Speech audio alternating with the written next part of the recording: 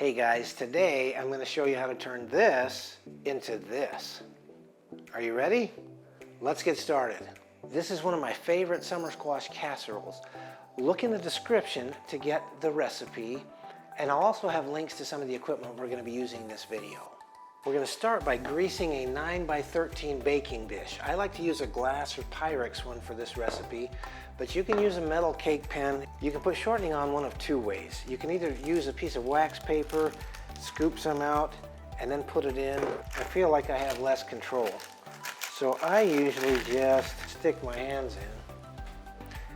You want to make sure you get everywhere, and especially down here in the corners.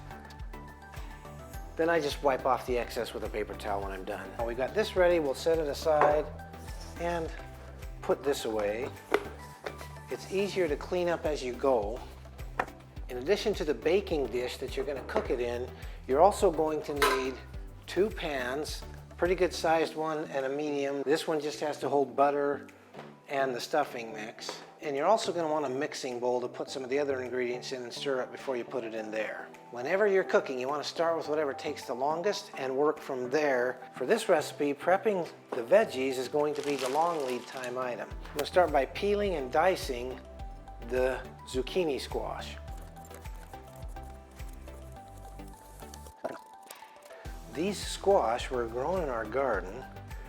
It's just a satisfying feeling to grow your own vegetables and then fix your own meals with them. The ends off. We want 6 cups of diced squash. This is summer squash. Let's throw those in. We need 6 cups.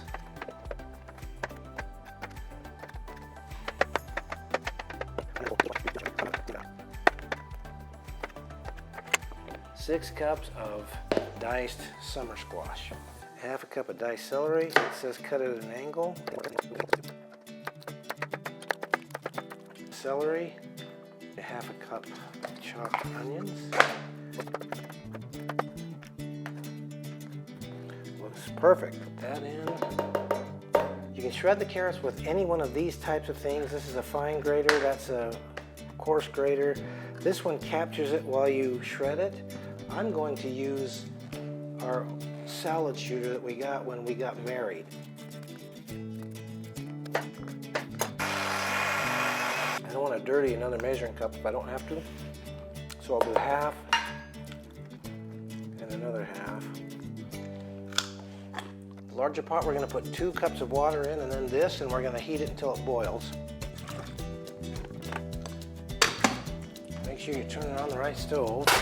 Once this boils, we're going to turn it down to about 5 or 6 and let it cook for about 5 to 6 minutes. We're going to turn this stove on to low heat and let it just start melting the butter.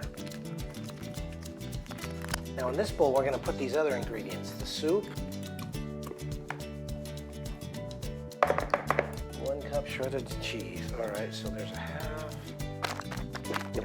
Okay, another half, so there's a cup. And we might as well put the spillage in there too. A cup of sour cream.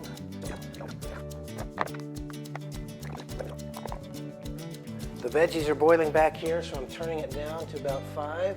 We're going to start the timer for about 5 or 6 minutes. I'll put it at 5 when we check it then. Butter is almost melted, but not quite. We've got our sour cream, our soup, condensed soup, and we need to put dillweed in. One of the reasons I like this recipe is it calls for dillweed. We have dillweed and we hardly ever use it. Half a teaspoon of dillweed. You'll notice this recipe doesn't call for any salt or pepper. You can always add that after if you like it, but there's enough flavor in the cheese and the condensed soup, and we're also going to be putting some stuffing mix in there, which is also seasoned, so you don't really need to add any salt or pepper to this one. And stir this up. Now that the butter is melted in the pan, we're going to mix the seasoning mix in with the butter.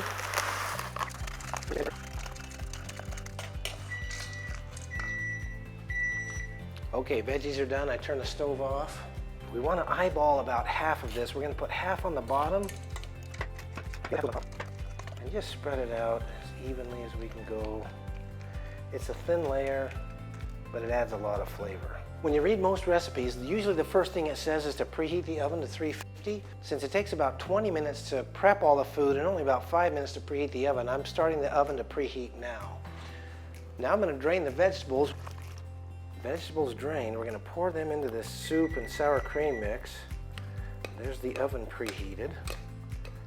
And mix this around so that it's a good mix of the seasoning sauce and the veggies. We pour it on the stuffing mix, and then we spread it out evenly.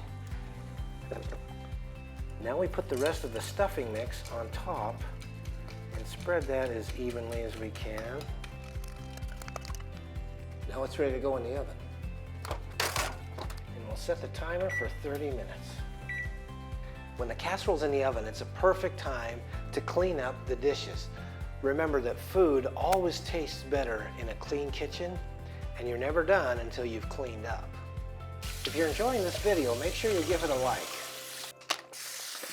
I got a whole video on how to do dishes by hand. If you want to know how, watch that video right here.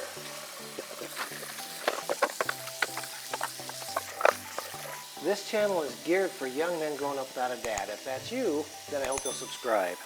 If you're a young man growing up and your dad's not in your daily life, then make sure you download this worksheet. This is a guide that will help you learn some of the lessons that you may not learn if your dad's not in your daily life.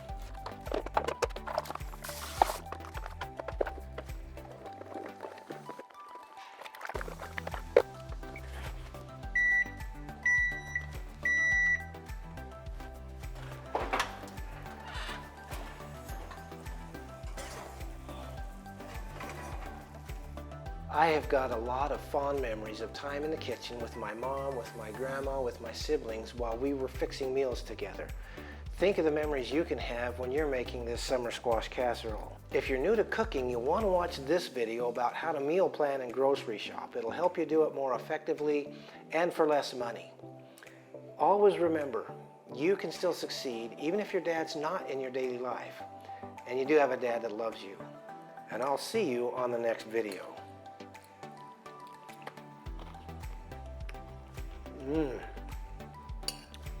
It turned out.